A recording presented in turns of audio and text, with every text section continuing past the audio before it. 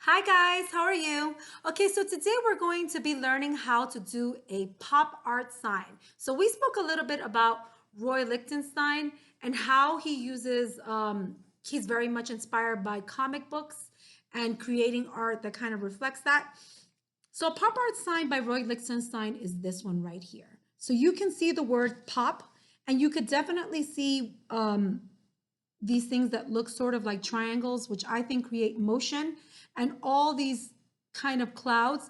When I first initially did it, I said that this would be sort of a cloud, but it actually looks a little bit more zigzaggy. And then the back one in the end looks like a cloud, but we'll do that step by step. I want you to look at another piece that is called Sweet Dreams Baby by Roy Lichtenstein.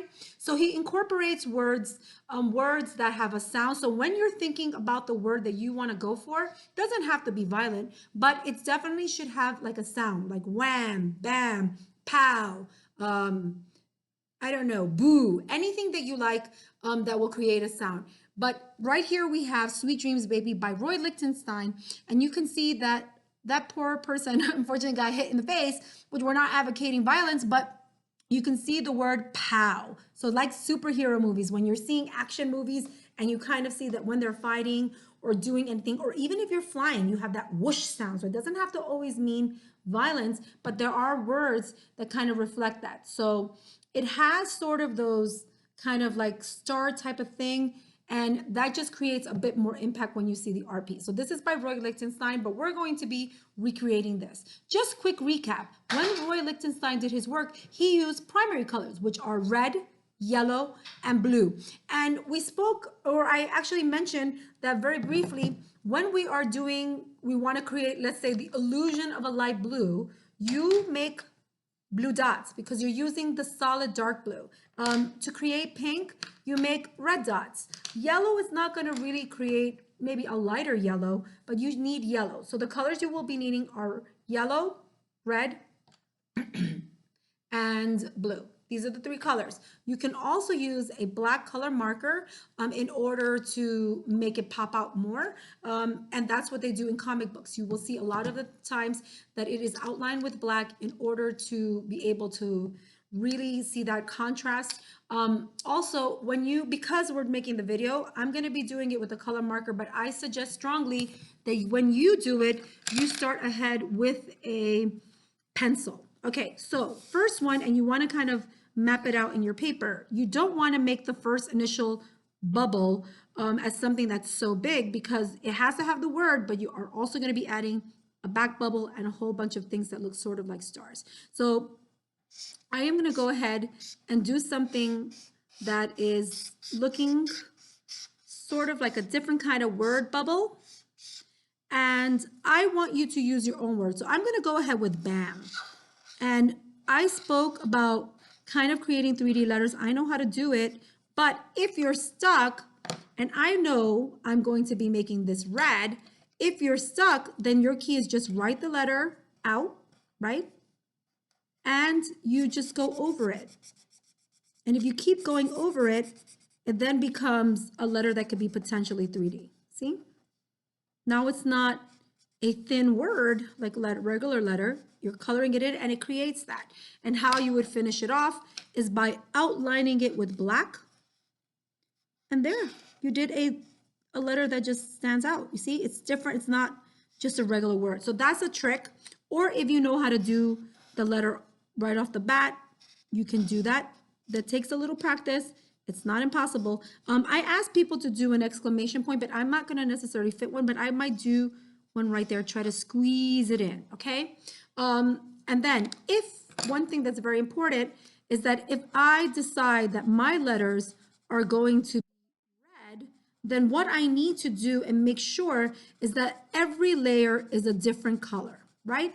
If I were to color the background red, it would not make any sense because my letters are red. And even though the outline clearly will show that it's a different, that the words are there because it's outlined with black, we want to be able to always create contrast. And if we look at Roy Lichtenstein's work, it is creating contrast. He uses those three colors, but he uses them so well. And actually, technically speaking, it's more like four colors because of the fact that he creates the sensation right here. You can see it. He makes it seem like there is a light blue when in fact it is dots. So I'm going to think that I'm going to, now, if we look at this, we have sort of like triangle stars. I'm going to do a bit more than he has. And what I said before is that the first one are longer lines. The first one is like you're making sort of like long triangles. And if you want to create another back layer, that could be like shorter ones. So the first one will be longer ones. I'm not going to do them all over. And then the ones that are going to be a different color will be shorter ones. Okay. Because this is not an initial like regular cloud, it just looks like Miss Lena just went a little bit off whack with a whole bunch of like star triangles. Now I want to go and make this sort of look like a thought bubble, which I like to think it looks sort of like a popcorn or like a cloud. And I'm going ahead and doing that. Okay. And if your paper doesn't take up the whole thing, that's okay. You give the impression that you're continuing it, meaning like if the paper were to end here, you still pretend that you're continuing it so that it looks like that's really where you're going. You don't want it to seem like it just makes a complete halt. Now, I would say for the back, because if we're going to be looking like Roy Lichtenstein, we can actually add like these bands. You see those bands? So I'm gonna go ahead and just make like a strip over there. Do you see that? And then I'm going to go ahead and make another strip over there. And then another one on the end. And another one on the end. I might actually do one in the middle because I do have the space for it right there and right there. So I want this to really stand out. So the first thing that I'm going to do is I'm going to go ahead and color that yellow.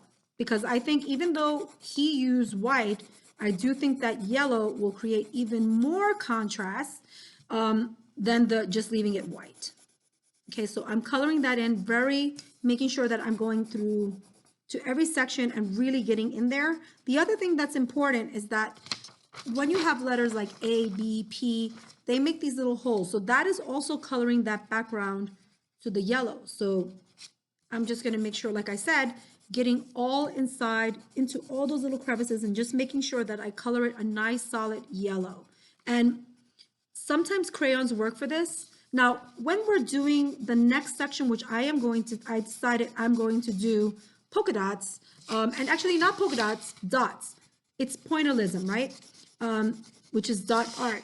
I want a lot of people, and I'm going to show you a scrap of what not to do. I want to make sure we're still good with time. Okay, so what not to do if we were to have this paper is to go with the dots and just go dot, dot, dot, dot, dot, dot, dot, and say, you know what, I did it. No, we are being very thoughtful and mindful of what exactly we're doing. So we need to make sure that we are doing it like a line. So when you are doing the dots, you're actually circling dots, you're spacing them out equally. So if the distance between each dot, you want to do the same. I messed up here, but that's okay.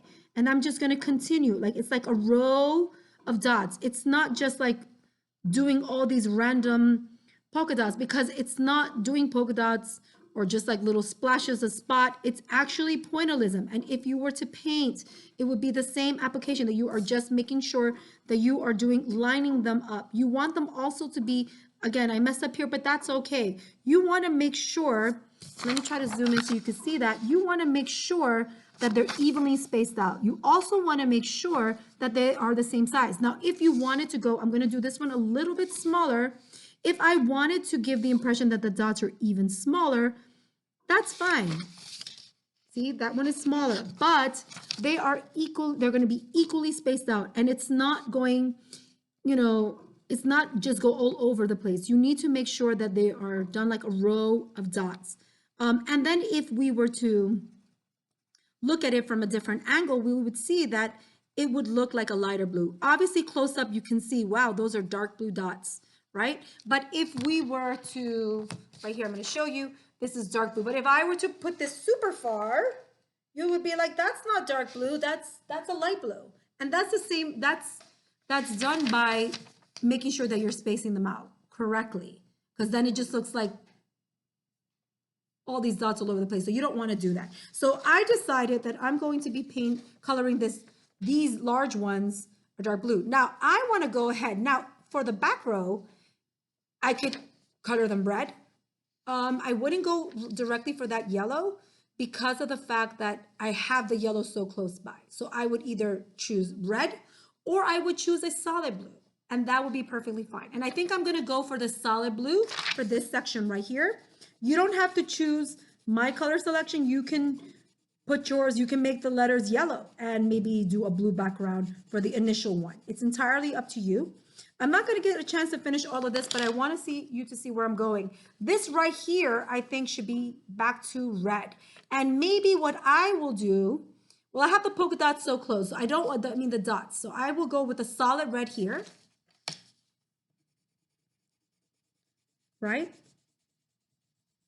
And maybe with my bands, which are right here, those little strips, I would go again with pointillism. And I would go again with making that into a row of red dots. And then I can actually color this part right here a solid black. And that would be perfectly fine. That would make the whole thing really pop out. Okay, so I look forward to seeing what you got going, but remember, each layer should be a different color or a different version of the color, meaning either if it's a solid red, it could be, instead of a solid red, it could be red dots. If it's going to be a solid blue in one, the other one would be blue dots. You get the idea. And you're basically relying on 3 colors to do the color of the fill-in, and then you're using a black marker. Anyway, I hope you have a good one. Have a good day. Bye.